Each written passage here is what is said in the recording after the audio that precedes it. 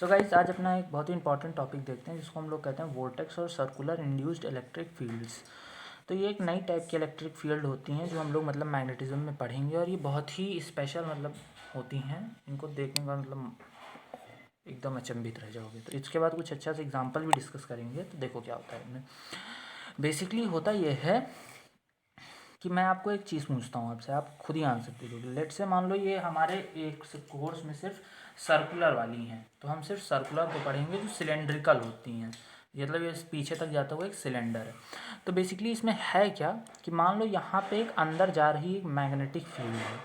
अब अगर magnetic field as a function of time है, खुद इमेजिन करो अगर magnetic field as a function of time है आपका, तो ये सोचो ज़रा, समय के साथ मान लो मैग्नेटिक फील्ड बढ़ रही है। तो अगर मैग्नेटिक फील्ड बढ़ रही है तो इसका ये मतलब सिंपल से होगा कि तुम्हारा फ्लक्स जो होगा, फ्लक्स इंक्रीज करना चाहेगा। बट किसी भी मटेरियल की प्रॉपर्टी होती है कि वो मतलब ऐसा करंट इंड्यूस कराए कि फ्लक्स जो हो तुम्हारा वो घट जाए। तो यहाँ इसका एरिया कम ज़्यादा नहीं कर रहे हैं हम, तो हम कैसे फ्लक्स को घटाएंगे, हम एक ऐसा करंट इंड्यूस करा दें तो उससे एक मैग्नेटिक फील्ड आ जाएगी अपोजिट डायरेक्शन में और फ्लक्स को कम कर देगी। तो लेट से इनसाइड मैग्नेटिक फील्ड बढ़ रही थी, तो एक हमारे पास करंट आएगा बाहर की तरफ जिसकी डायरेक्शन एंटी क्लॉकवाइज होगी।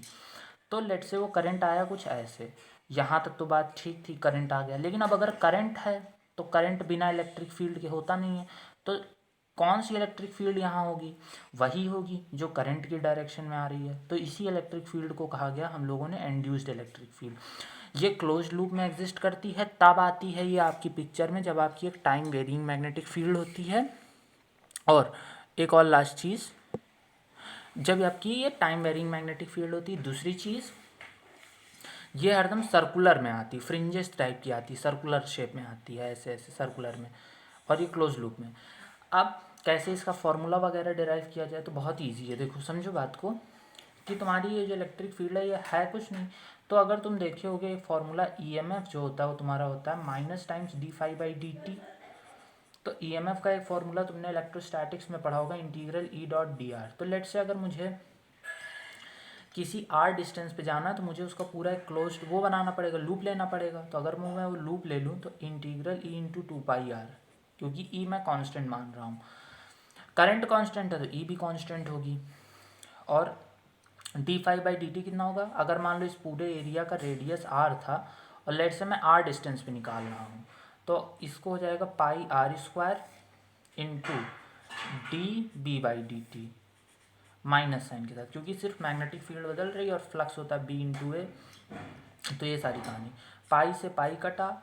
और ये अब अगर कोई मुझसे पूछ ले मुझे एकदम बल्ज्ड पार्ट यानी आउटर पार्ट पे निकालना है, तो आउटर पार्ट के लिए मेरे पास फॉर्मूला आ गया R by two D B by D T. और ये आर जो होगा ये रेडियस होगा, ऊपर वाले से मत लिंक करना, वहाँ की अगर ऊपर वाले से लिंक करूँ तो यहाँ मैं कैपिटल आर लिख देता हूँ ऐसे। तो ये तुम्हारी इंड्यूस्ड इलेक्ट्रिक फील्ड होती है। लेंज लॉ से तुम इसकी डायरेक्शन निकाल सकते हो। अब इसमें अच्छा सवाल कैसे आता है, जैसे मान लो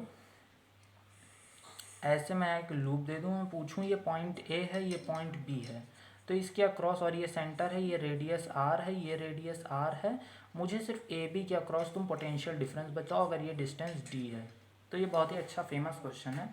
तो देखो इसको करने का कैसे तरीका था, अगर मैं इसका क्रॉस सेक्शन आगे आके बनाऊँ तो ये कुछ ऐसे मुझे दिख रहा है कि इसमें जो भी इलेक्ट्रिक फील्ड होगी, ये तुम्हारा सर्कल ऐसे है, इसकी इलेक्ट्रिक फील्ड जो भी होगी वो ऐसे टेंजेंशियली चली जाएगी थीटा एंगल बनाते हुए electric field.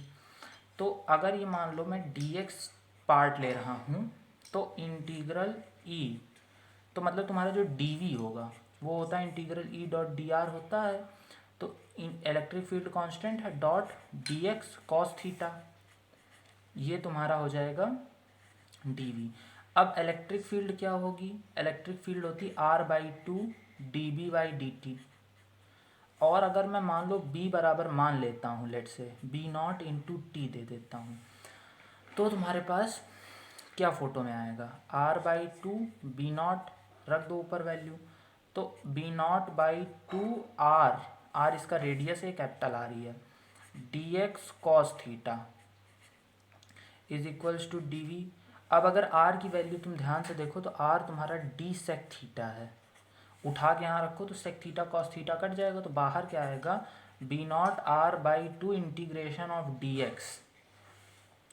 Integration of D X कहाँ से कहाँ तक करोगे? अगर ये मान लो इसकी लेंथ तुम्हारी एल होती तो -l/2 से एल तक करते, l/2 तक करते तो वो आता एल, टोटल लेंथ ही तो लिख रहे हो बेसिकली, इज इक्वल्स टू तुम्हारा v। तो इस तरह तुम ये सब प्रॉब्लम्स करते हो। सो आई होप आपको समझ आया होगा। Thank you.